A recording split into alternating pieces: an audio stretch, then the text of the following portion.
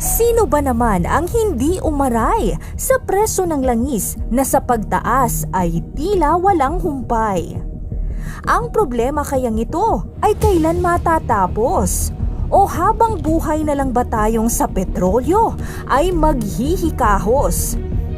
Pero paano kung sabihin ko sa inyo na ang sagot pala sa problemang ito ay minsan nang naimbento, pero hindi nga lang binigyang pansin ng publiko?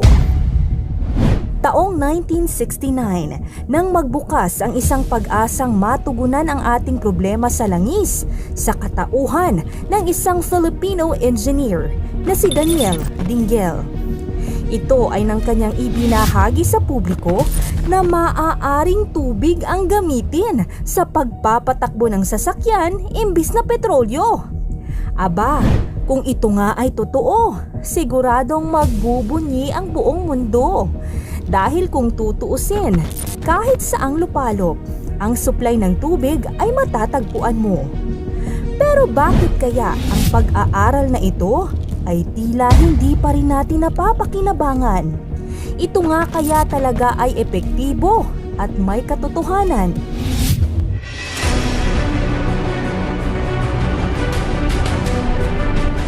Si Daniel Dinggel ay isang batang laki sa ampunan at isa sa mga kabataang Pinoy na natulungan ng mga dayuhang Amerikano para maipagpatuloy ang kanyang pag-aaral.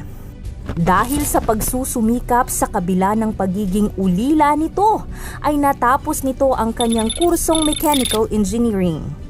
Ang kanyang mga natutunan sa paaralan at karanasan sa praktikal na pamumuhay ang nagtulak sa kanya upang bumuo ng isang imbensyon na sa kanyang paniniwala ay magiging sagot sa matinding problema natin sa petrolyo.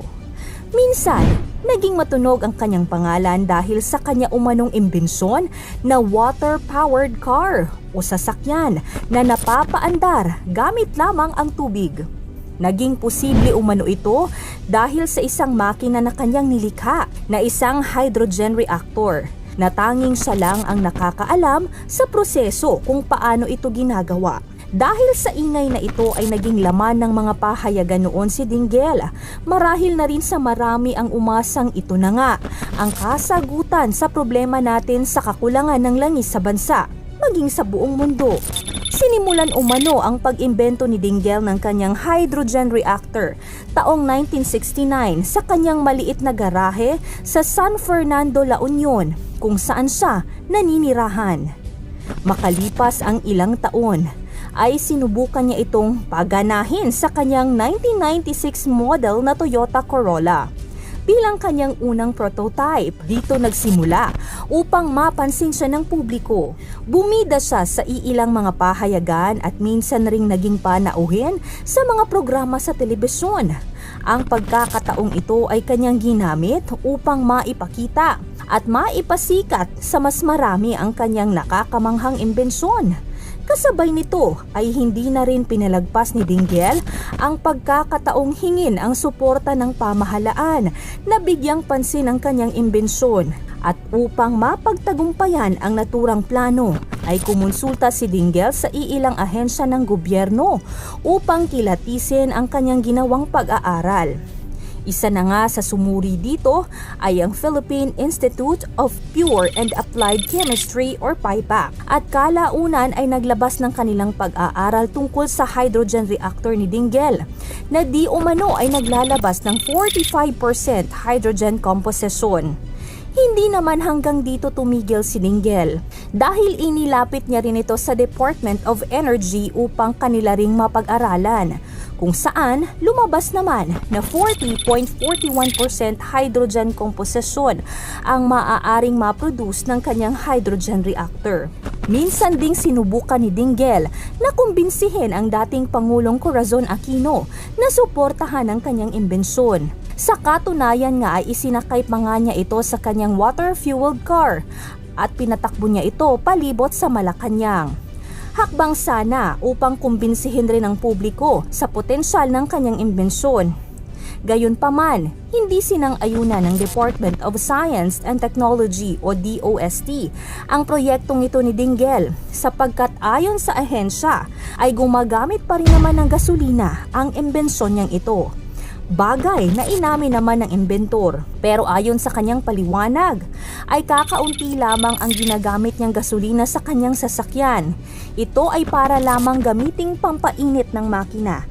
At kapag uminit na ang makina ay dito na magsisimulang gumana ang kanyang hydrogen reactor kung saan ay nagkakaroon ng proseso ng electrolysis o paghihiwalay ng hydrogen at oxygen atom sa tubig. Ang naihiwalay na hydrogen gas na ngayon ang magsisilbing fuel ng sasakyan na ayon sa kanya ang dahilan upang mapatakbo ito. Samantala, ang paliwanag na ito ay hindi kinagat ng DOST at sinabing peke umano ang naturang imbensyon ni Dingel. Sa isang panayam ay pinabulaanan ni Dingel na handa umano itong ibahagi ang proseso ng paggawa ng naturang makinarya. Nais lamang niya na maging daan ito upang mabigyan ng trabaho ang 200 mga Pinoy kasama na ang kanyang pamilya kung sakaling matuloy ang manufacturing nito. Pero bakit nga ba hindi ito nagtagumpay na makuha ang tiwala ng ating gobyerno? Paliwanag ni Dingel na maaaring dahilan kung bakit ayaw bigyan ng pagkakataon ng pamahalaan ang kanyang imbensyon ay maaari di umano itong maging dahilan ng pagbagsak ng malalaking kumpanya ng petrolyo sa bansa. Bagay naman na ayaw mangyari ng pamahalaan dahil kawalan ito kung matitigil ang matatanggap na buwis mula sa mga dambuhalang kumpanyang ito.